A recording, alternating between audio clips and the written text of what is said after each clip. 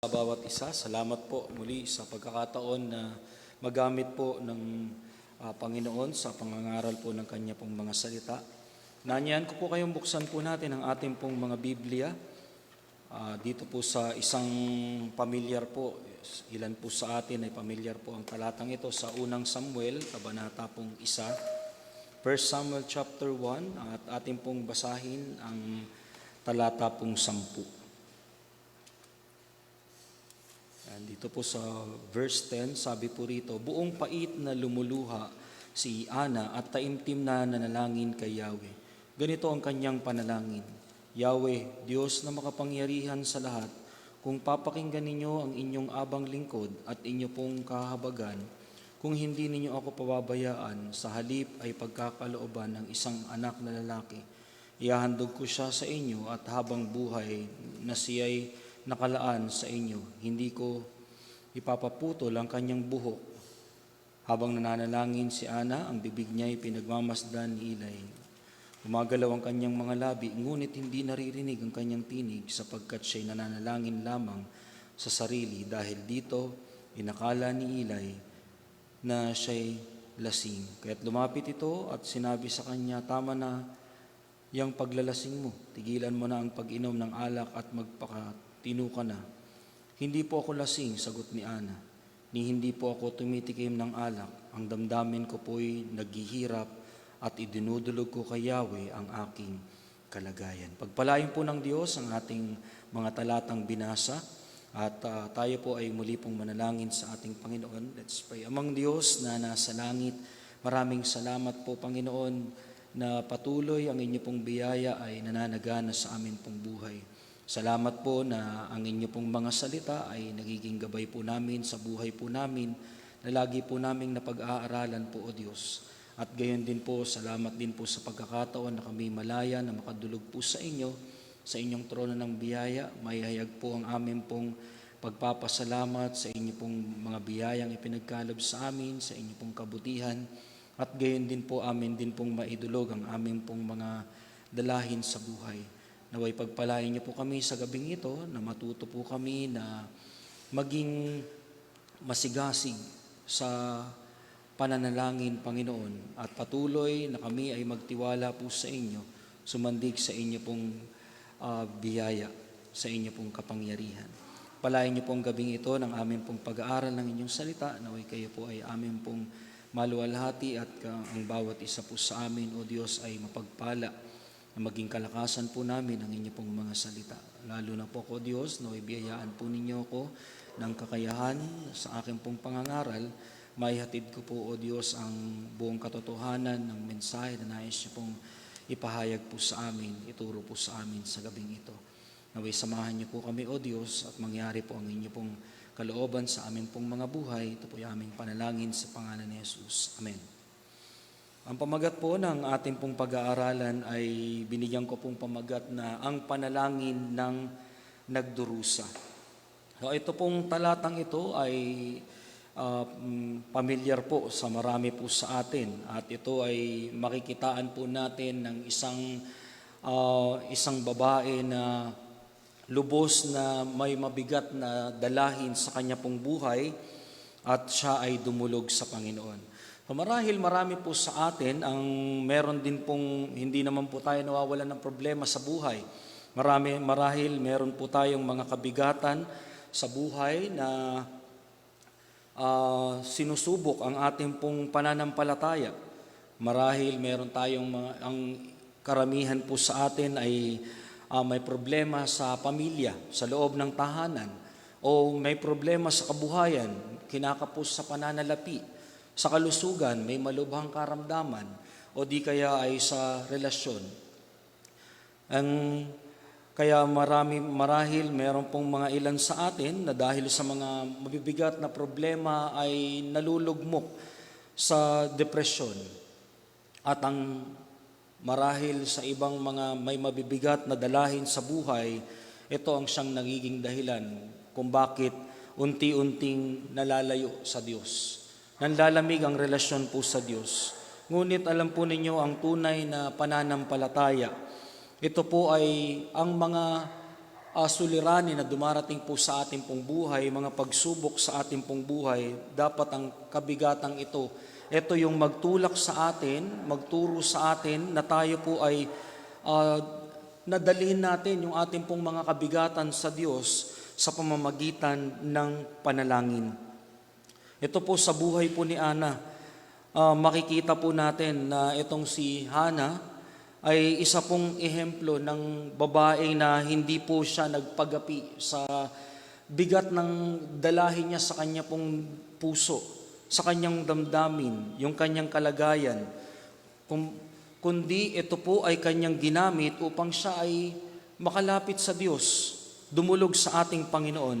Kaya sa kwento pong ito o sa buhay na ito ni Ana, ay matutunan po natin na sa kabila ng ating pong mga pagdurusa, ay ito po ay magdala sa atin sa pagdulog sa ating Panginoon sa pananalangin, hindi sa pagkalugmok.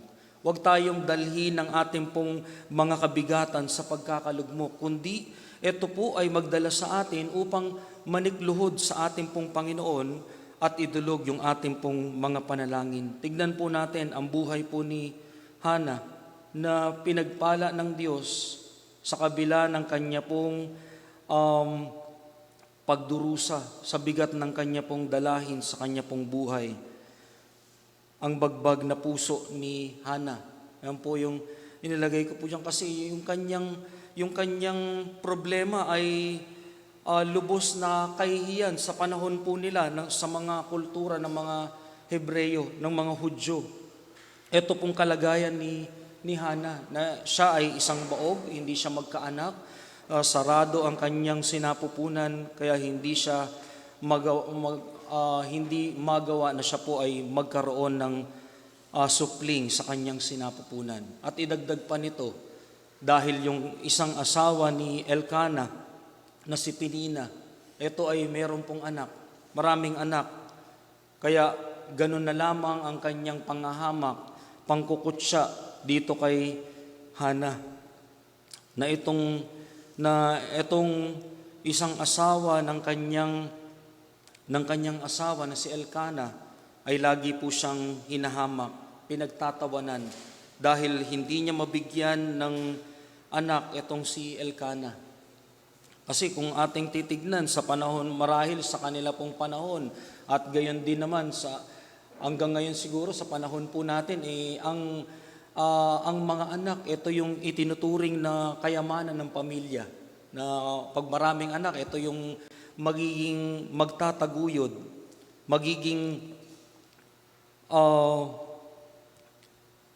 magtataguyod ng karangyaan sa pamilya. Ito yung tinitignan sa kanila pong kultura. Kaya kahihiyan, isa kang kaawa-awang nilalang o babae pag hindi ka nagkaroon ng supling sa panahon po ng yung sa kultura ng mga Hebreyo. Para alam po ninyo, ito naman pong si Elkana, ang kanyang asawa, na lubos na nagmamahal po sa kanya. Ito'y nagnais na payapain yung kanya pong damdamin sa isang salita na sinabi po dito sa verse 8, ang sabi po dyan ni Elkana, kaya't nilapitan siya ni Elkana at tinanong, Ana, bakit umiiyak ka na? Umiiyak ka na naman at ayaw mong kumain. Bakit ka nalulungkot? Hindi pa ba ako higit kaysa sa 10 anak na lalaki para sa iyo? So ito po yung kapahayagan ni Elkana sa kanyang asawa upang kanyang payapain yung damdamin nito. I-encourage, kumbaga. Pero alam po ninyo, minsan kahit naggaano kabuti ang isang tao, kahit na ito ay nagmamahal sa kanya, nagmamalasakit sa kanya, nag-aalala sa kanya dahil sa kanyang kalungkutan, hindi natin lubos na mauunawaan ang damdamin ng meron pong kabigatan, sapagkat hindi po natin hindi po hayag sa ating pong mga paningin ang tunay na kalagayan ng damdamin ng isang tao, kundi ang Diyos lamang po ang nakababatid po nito sa ating pong buhay. Kaya ito, hindi po dito sa puntong ito na nakikita ni Elkana na malungkot yung kanyang minamahal na asawa, ngunit hindi niya mabatid yung lubos na lalim, bigat ng pinagdaraanan po nitong si Hana. Kaya ito, ang kalagayan po ni Hana ay katulad po ng ipinapahayag dito sa aklat ng Awit, kabanatang 34. Sa Psalms chapter 34 on verse 18,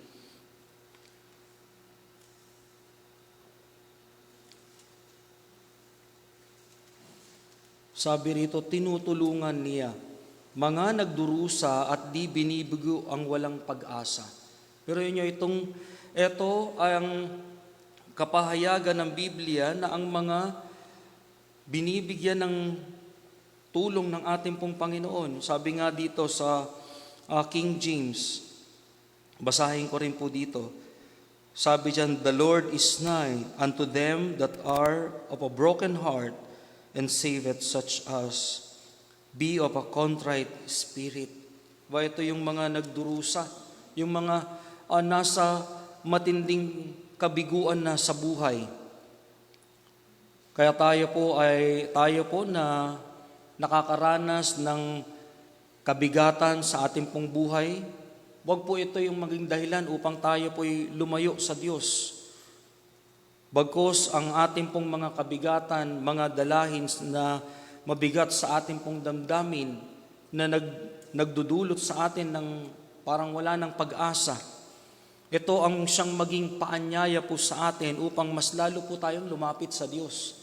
Na sa kabila ng ating pong dalahin, hindi tayo malulugmok sa isang tabi o lalayo sa ating pong Diyos para ating pong solusyonan yung ating pong dalahin, kundi ito pong ating pong pinagdaraanan na kabigatan sa ating pong buhay, ito yung magtulak sa atin, maging paanyaya upang mas lalo tayong lumapit po sa Panginoon. Yan po ang dapat, ang mga problema pong yan o yung mga suliranin sa ating pong buhay, pagsubok, yan po ay pinapahintulutan ng ating Diyos. Nang sa gayon, tayo po ay patuloy na lumapit po sa Kanya, hindi po lumayo sa Kanya. Kaya maaaring meron po tayong pinagdaraanan, pero tandaan po natin, ang kabigatan po natin, hindi po tayo nag-iisa na pumapasan po niyan. Ang Diyos po ay nagmamalasakit sa atin. Nakikita niya yung ating pong mga pinagdaraanan, mga dalahin natin sa ating pong mga damdamin. Katulad po nito ni Hana, batid ng ating pong Diyos ang kanyang dalahin sa kanya pong damdamin. Yung kanyang kalungkutan, pagdurusa dahil siya hindi magkaroon ng anak. Kaya ang Diyos ay nagmamalasakit. Ang Diyos ay nagnanais na ating pong idulog sa Kanya, ilapit sa Kanya yung ating pong mga dalahin sa buhay. At tignan naman po natin, kung nakita natin ang bigat na dalahin po ni Hana, makikita naman natin yung kanyang panalangin, kung gaano ito kalalim. Sabi dyan on verse 10, sa ating pong binasa, buong pait na lumuluha si Ana at taimtim na nananalangin kay Yahweh.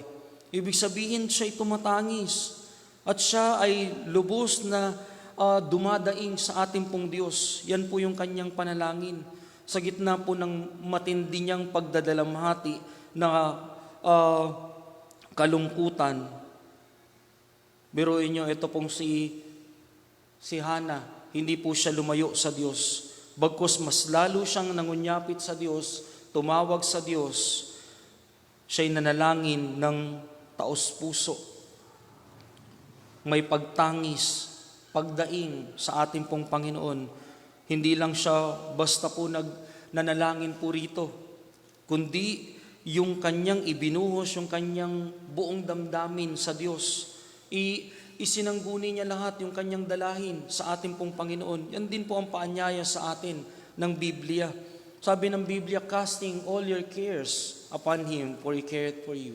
Nagmamalasakit sa atin ang ating Diyos. At sabi lahat, casting all your cares. yung ating pong mga dalahin, yung ating pong mga kabigatan. Sabi ng Panginoon, kung meron kayong kabigatan, lumapit kayo sa akin. Yan po ang mga paanyaya sa atin.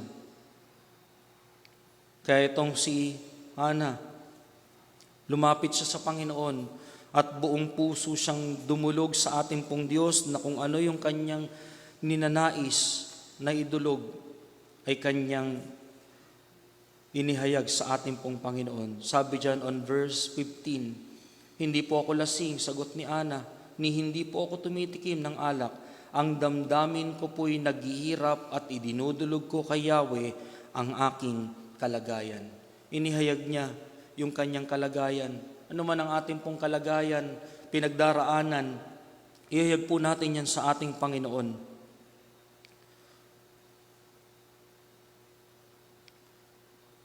Dito po sa aklat ng Hebreyo, Kabanatang 5. Unahin ko po ang aklat ng Roma, Kabanatang 8, at nasa talata pong 26. Romans chapter 8 on verse 26. Sabi rito, gayon din naman, tinutulungan tayo ng Espiritu sa ating kahinaan, hindi tayo marunong manalangin ng wasto. Kaya't ang Espiritu ang dumaraing para sa atin sa paraan di natin kayang sambitin. Ito sa ating pong, yung ating pong kalagayan, ang banal na Espiritu. Ito yung nag-uudyok sa atin at ito rin po yung gumagabay sa atin sa wastong pagdulog sa ating pong Panginoon. Ito yung namamagitan para ating pong masambit, ating pong maihayag yung tunay nating kalagayan sa ating Panginoon, katulad po ng naging hinaing ni Hana sa ating pong Diyos. At dito po sa Hebrews chapter 5, on verse 7, sabi po dyan, noong si Jesus ay namumuhay pa rito sa lupa, siya'y nanalangin at lumuluhang nakiusap sa Diyos na makakapagligtas sa kanya sa kamatayan, at dininig siya ng Diyos dahil lubusan siyang nagpakumbaba. O ito, katulad ng ating pong Panginoon, alam niyo ang ating pong Panginoong Jesucristo, siya ay lagi pong dumudulog sa Diyos Ama. Iniahayag niya yung kanyang mga gagawin, yung mangyayari sa kanyang buhay, at gayon din naman, lagi po siya nagpapasalamat sa ating pong Diyos. At ang ating pong Diyos ay tumutugon sa panalangin ng kanya pong anak. Kaya kapag meron po tayong dinaramdam na malalim na kabigatan, mas lalo po tayong maging malalim, maging maningas sa ating pong pananalangin. Ibigay natin yung buong puso natin sa ating pong Diyos.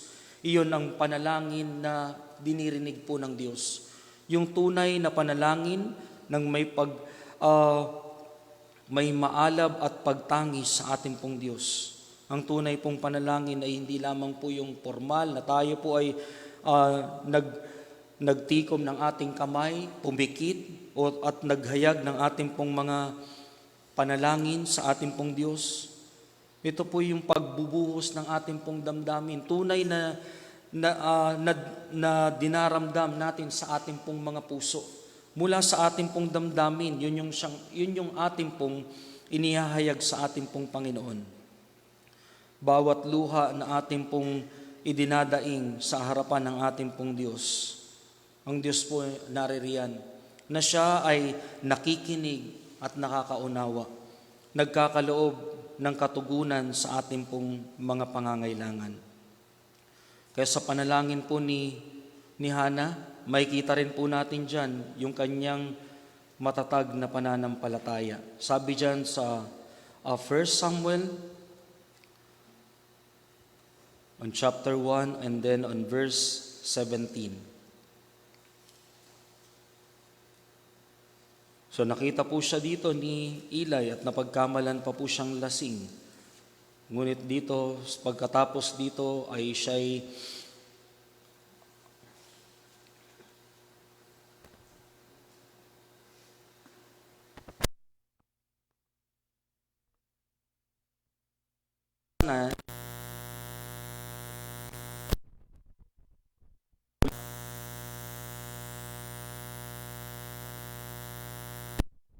panatag mo ang iyong sarili at umuwi ka na.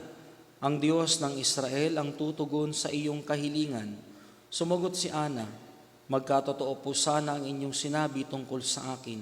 Pagkasabi niyon, bumalik sa kanilang tinutuluyan at kumain, wala na ang bigat ng kanyang kalooban. Makikita natin yung pagdulog dito ni Hana sa ating pong Diyos at sa encouragement po ni Eli sa kanya. Siya ay napanatag yung kanya pong kalooban, na puno ng katatagan ng kanyang pananampalataya. Na dito sa verse 18, makikita natin na matapos siyang kausapin dito ni Eli, sinabihan siya na humayo ka na, muwi na. At siya'y umalis na payapa na yung kanyang puso. Ito yung kanyang naging damdamin na hindi pa man din niya nakakamtan yung kanyang ipinapanalangin sa Diyos na magkaroon ng anak. Naging payapa na yung kanyang damdamin na siya'y naniniwala sa Diyos na siya'y diringgin sa kanya pong panalangin. Kaya dahil sa pananampalataya po ni Hana, siya ay umasa sa katugunan ng Panginoon sa kanya pong panalangin. Mula sa kanyang pagtangi sa loob ng templo, umuwi siyang payapa, umuwi siyang may ngiti sa kanyang mukha na hindi na siya nalulugmok sa kalungkutan, hindi na siya tumatangis, sapagkat idinulog niya, itinangis niyang lahat sa Panginoon ang kanyang dalahin ng kanya pong damdamin. Kaya ito po'y nagbigay ng kapayapaan po sa kanya. Yan din po ang paanyaya sa atin ng Biblia. Sabi rito sa aklat ng Pilipos, Kabanatang 4, ano po ang sabi sa atin dyan sa talatang 6, huwag kayong mabalisa. Huwag tayong mabalisa, huwag tayong malugmok sa ating pong mga suliranin sa buhay, mga pagsubok sa ating pong buhay na kinakaharap. Sabi dito, tungkol sa anumang bagay, sa halip hingin ninyo sa Diyos ang lahat ng inyong kailangan sa pamamagitan ng panalangin may pasasalamat. At ang kapayapaan ng Diyos na hindi kayang maunawaan ng tao ang siyang mag-iingat sa inyong puso at pag-iisip dahil sa inyong pakikipag-isa kay Kristo Jesus. Ito sa ating pong pagdulog, sa ating Panginoon, wala tayong maisip na solusyon sa ating pong mga problema. Ito po ang siyang maging solusyon po natin. Pangunahin nating solusyon ay ang idulog natin sa Diyos yung ating pong mga kabalisaan, yung ating pong mga alalahanin sa buhay. At ang unang gagawin po ng Diyos sa atin, bago niya tugunin yung ating pong mga panalangin, yung ating pong mga daing, bibiyayaan niya tayo ng kapayapaan, katulad ng kanyang ginawa kay Hana, na pinatatag ang kanya pong pananampalataya. Binigyan siya ng kapayapaan sa kanya pong damdamin. At tandaan natin, sa ating pong pananalangin, lagi natin niyang lakipan ng pananampalataya. Sabi ng Panginoong Jesucristo, ano man ang ating pong hingin, manampalataya tayo, manalig tayo na ito'y ating makakamit. Sapagkat ano ba ang babala sa atin po ng Biblia? Sabi dito sa aklat ng Hebreo, kabanata pong 11 at nasa talatang 6. Sabi diyan, kung hindi tayo sumasampalataya sa Diyos, hindi natin siya mabibigyan ng kaluguran. Ba yung walang pananampalataya, hindi yan nagiging kalugod-lugod sa ating pong Diyos. At alam naman natin na isa yan sa mga magdadala sa isang tao sa kapahamakan sa impyerno. Diba? The unbelieving. Yan po ang magpapahamak sa atin. Kaya sa atin bilang mga mananampalataya, dapat matatag po tayo sa ating pong pananampalataya. Kumikilala tayo sa Diyos natin na hindi lamang po may lalang sa atin, nagligtas sa atin, bagkus nagmamay-ari ng lahat ng bagay, makapangyarihang Diyos na meron tayong katiyakan ng katugunan sa ating pong pangangailangan. Gaano man kalaki ang ating pong dalahin sa buhay, kayang-kaya po tayong tulungan ng ating pong Diyos. Sabi diyan, sapagkat ang sino mang lumalapit sa Diyos ay dapat sumasampalataya ng may Diyos na nagbibigay ng gantimpala sa mga nananalig sa Kanya. Yan po ang siyang ating pong pakatandaan. Ang pananampalataya, yan po ay kinalulugdan ng ating pong Diyos. Na kung tayo'y nananalangin, ating pong ipinapahayag yung ating pong pananalig sa Diyos na siya ay tutugon, maaasahan natin na tayo po ay Kanyang kakalingain sa ating pong mga pasanin. Kapag tayo po ay nanalangin, tanggapin natin na sa ating pong mga puso ang katugunan ng ating pong Diyos. Ito yung magdulot sa atin ng kapayapaan sa ating pong mga kabigatan. Asahan natin ng Diyos na siya'y magbibigay ng kasagutan. Kaya kapag inilapit po natin yung problema natin sa Diyos, hayaan na natin ito sa ating pong pananampalataya na itong magbigay sa atin ng kapayapaan sa ating pong puso at sa ating isip. Tayo'y naniniwala na ang Diyos ay magkakaloob sa ating pong ipinanalangin. Diringgin niya tayo at susolusyonan yung ating pong problema. At uling bagay po on verse 19 ng aklat po ng unang Samuel. Tignan po natin kung paano tumugon ang ating pong Diyos. Ang Diyos po ay tumutugon sa panalangin. Hindi po siya nakakalimot sa pakikinig at pagtugon sa kanya pong mga anak. Sabi diyan on verse 19, kinabukasan, magang maaga silang sumamba kay Yahweh. At pagkatapos ay umuwi na sa Rama. Sinipingan ni Elkana si Ana at dininig ni Yahweh ang dalangin nito. Nagbuntis siya at dumating ang araw na siya'y nagsilang ng isang sanggol na lalaki. Samuel ang ipinangalan niya rito sapagkat sabi niya, hiningi ko siya kay Yahweh. Di ba dito, dininig ng Diyos ang dalangin ni Hana. Naalala ng Panginoon yung kanyang panalangin. Kaya siya'y tinugon. Sinagot ng Diyos ang panalangin po ni Hana. Siya'y nagdalang tao ng anak at pinangalanan niya itong Samuel. At ito'y magiging isang dakilang propeta, isang dakilang lingkod ng ating pong Diyos. Yan ang pangako o panata o yung pakikipagtipan dito ni Hana sa ating pong Diyos na pagka siya'y nagkaroon ng anak, ito'y kanyang ialay sa Panginoon. Kaya yung kanyang pagdurusa, ito'y napalitan po ng kasiyahan. Hindi po nasayang yung pagdaing nitong si Hana sa ating pong Diyos. Ang kanyang luha ay pinawi ng ating pong Diyos. Pinagkalooban siya ng isang anak na buhay na maglilingkod sa ating pong Panginoon.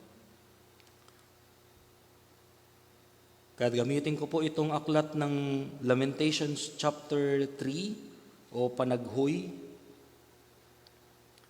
Yan, sabi dito sa aklat po ng Panaghoy, kabanata pong 3 at nasa talatang 25. Sabi diyan, si Yahweh ay mabuti sa mga nananalig at umaasa sa Kanya. Ito po ang naranasan dito ni Hana, yung kabutihan ng ating Diyos dahil sa Kanya pong pananalig, Kanyang pag-asa sa ating pong Panginoon, na umasa siya sa Diyos na siya po ay pagkakalooban ng isang anak. At ito'y sa kapanahunan, sa ikaluluwalhati po ng Diyos, ang Ang ating pong pagdulog sa Panginoon, paghahayag natin ang ating pong mga panalangin, sa ating pong pananampalataya, inaasahan natin ng Diyos na siya'y tutugon at meron pong paghihintay.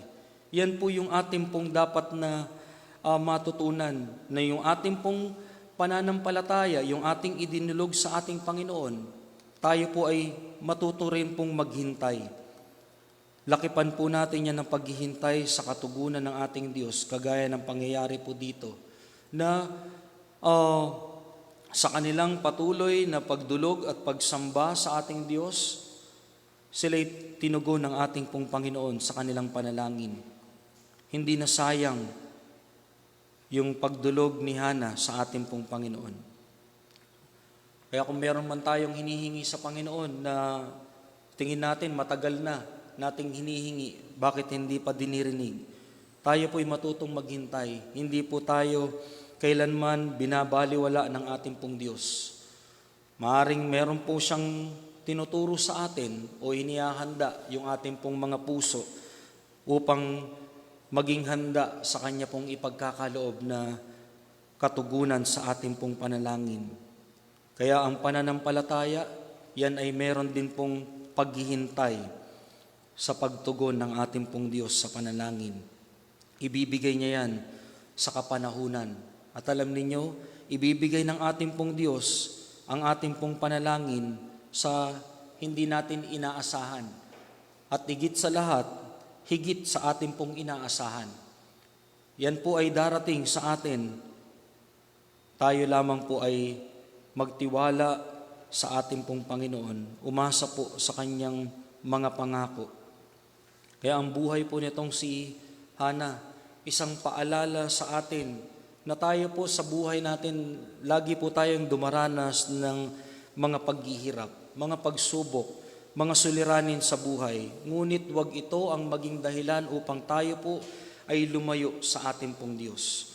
Kundi ito yung maging tulay, maging daan upang tayo po ay mas lalo pong lumapit sa ating Diyos, mangunyapit sa ating Panginoon, at tayo po ay makipagtipan sa ating Diyos, sa ating pong mga dalahin. Isanggunin natin yan sa Diyos, ipasan natin sa Kanya, at darating ang Kanya pong kasagutan sa kapanahunan at para sa Kanyang kaluwalhatian. Kaya sa halip na lamunin po tayo ng kalungkutan, lumuhod tayo sa ating pong Diyos sa panalangin. Sa halip na magdamdam tayo sa ating pong Diyos, tayo po ay mas lalo pong lumapit sa Kanya. Idulog natin yung ating pong mga dalahin sa ating pong buhay sa pamamagitan ng panalangin ng may pananampalataya. Tayo po ay dumulog sa ating pong Panginoon. Let us pray. Amang Diyos na nasa langit, maraming salamat po sa gabing ito. Salamat po sa inyo pong mga salita. Salamat po sa buhay ni Hana, Panginoon, na isa po sa mga halimbawa ng mataimtim na pananalangin at ng panalangin may pananampalataya. Panginoon, naway kami po ay maging maningas din po sa pananalangin. Huwag po naming hayaan na kami po ay manlamig sa pakikipag-ugnayan po sa inyo. Patuloy ito po ang siyang maging daan upang mas lalo po na lumalim ang aming pong relasyon sa inyo at gayon din po, O Diyos, patuloy na maging payapa ang aming pong mga puso sa anuman pong kaharapin namin sa aming pong buhay. Dalangin po namin na pagpalain po ninyo ang bawat isa sa amin. Sa panahon man ito, Panginoong Diyos, ay meron po kaming dalahin. Naway tulungan niyo po ang aming pong mga kinakaharap.